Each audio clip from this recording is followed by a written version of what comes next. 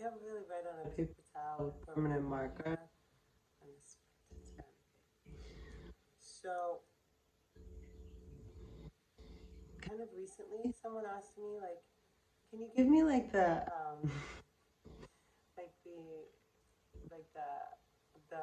like the story of your life, like a linear kind of story of your life? And this is somebody that I don't know very well. And then it reminded me of somebody that I do know kind of well, but I met in my 30s. Like 30 to 40, the last 10 years have been like when I make videos, I never script them or anything. I never do anything close to this. I like remember stuff as I'm talking, you know, and especially about the last 10 years. And that's why there's a slight delay on my book.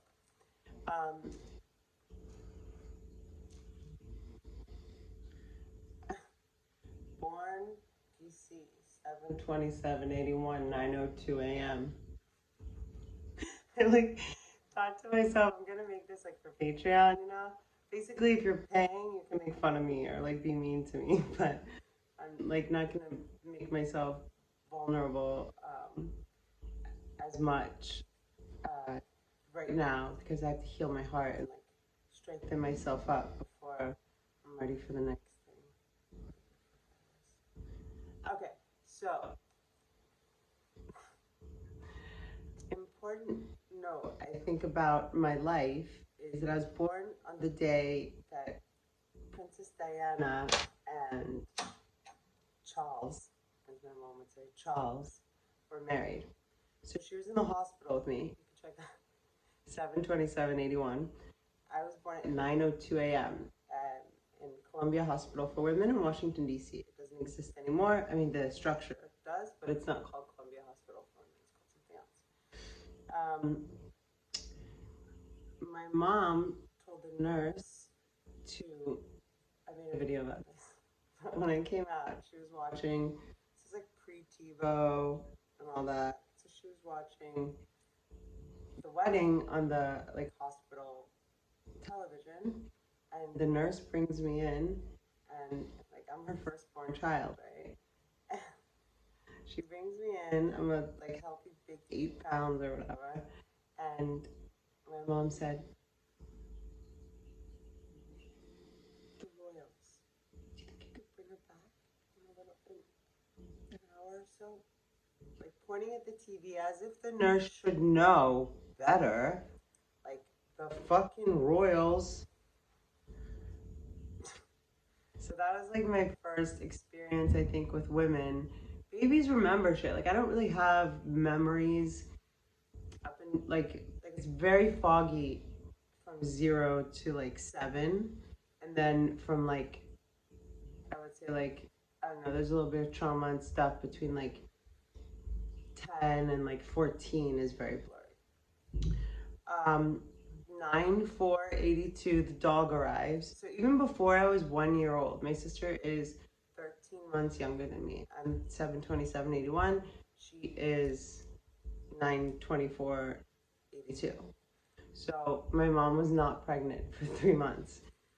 When she came into the house, and I guess I was with a nanny or something, I remember there was like a bunch of comic books or coloring things on the, we were in the family room at Cambridge Place, so I was born in Georgetown. And they brought her in, and I pointed and I said, "Dog," which very well might have been my first word. Maybe I said dad first, I don't know. These notes are not anything but, what's the next one? High school. So Whitman, oh yeah, the longest school I was ever at was 4 years, up until 18 years old. So I was kicked out of a bunch of Catholic schools in DC. I was, Dad couldn't afford to pay for me in 5th grade, so I went to a public school in DC for 5th grade. And then for high school, we moved to Bethesda, Maryland, so that I could go to Walt Whitman. And I managed not to get kicked out. I actually did very well there. So we moved, I don't know how many houses, but I guess Chainbridge Road, I wrote that down last night. That was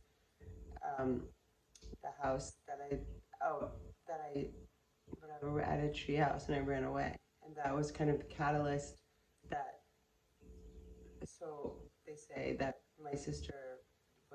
my mom decided that Whitney should go to live in Roanoke, and Whitney decided that she wanted to stay. And that never changed, and my father never wanted it. So the next thing here is GW.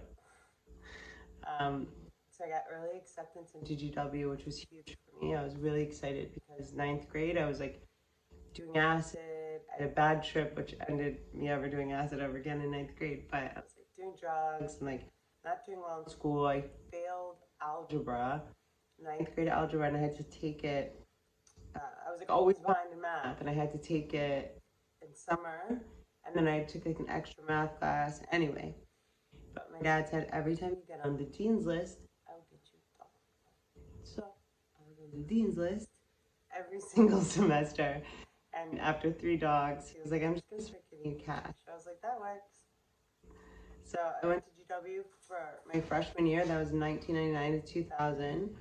I transferred to University of Miami in 2000, August of 2000. I moved to Miami. And I continued until 2004. I never graduated. It was Math 101 and Spanish 211. I had, at that time, my graduation year, which was 2003, I think, but I stayed, like I didn't write this year, but I took a semester off. I was hospitalized for anorexia.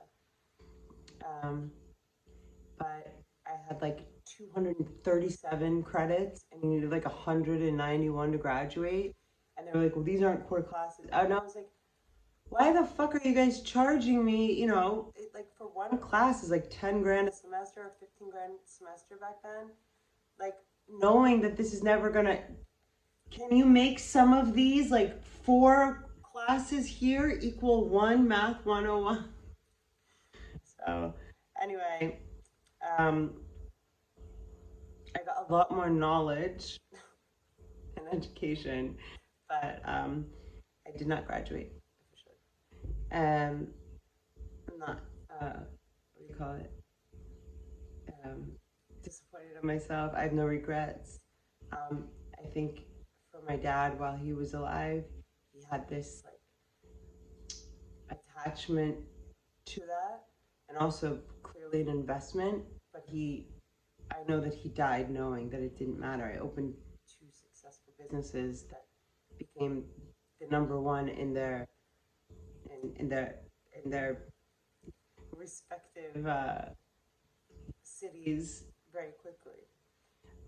And I wanted to take actually Just Breathe. I was going to take it. Donna Shalala, who I knew from DC from my mom, became the president of Miami, University of Miami, like my sophomore or my second junior year or something. And I wanted to present her because she was still, after I left, she was still there with like, you know, how well I had done with Just Breathe Yoga, my first studio in Sunny Isles Beach, and ask for a piece of paper to represent all the money my father had spent and the time and effort that I had expended. But that being here nor there, I modeled and taught gymnastics. I was working, okay, so then the back I wanted to start with like my work experience. The first job I ever had was Georgetown Walkers Association, which was my own company that I started at 9 or 10 with the help of my dad. And then as soon as I could start working legally, I think I was 15, and I worked at Barnes & Noble bookstore.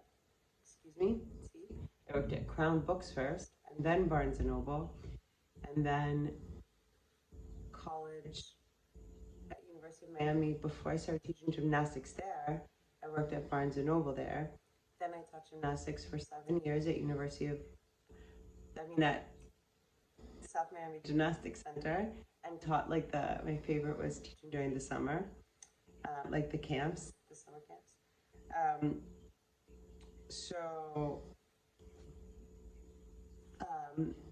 Then other jobs I had, modeling, and then as soon as my first teacher training, my first teacher training was in 2006. I started teaching before I graduated yoga.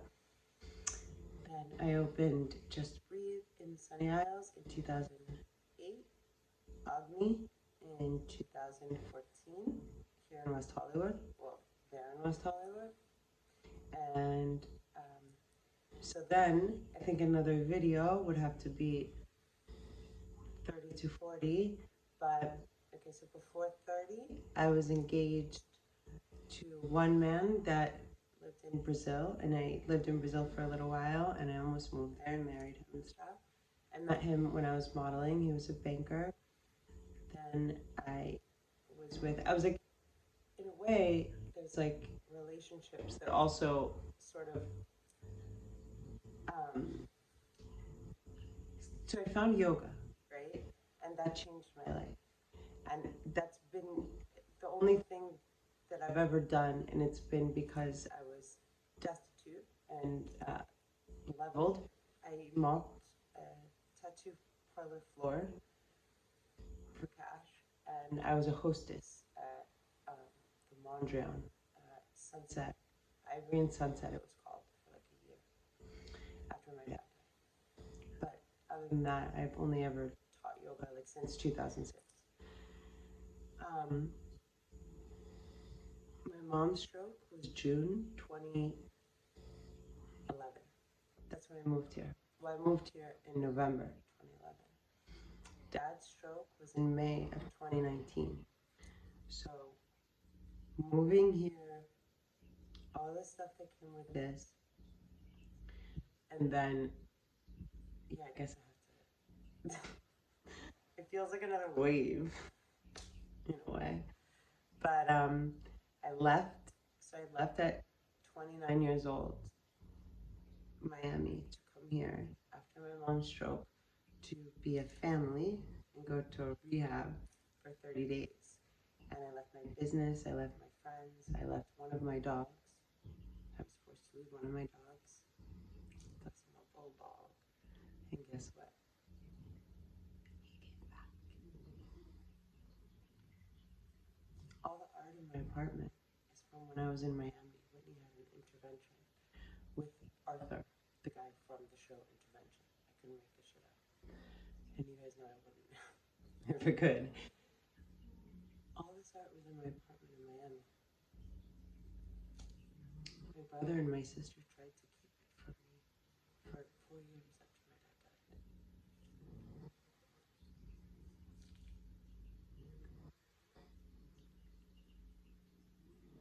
Not just keep it from me.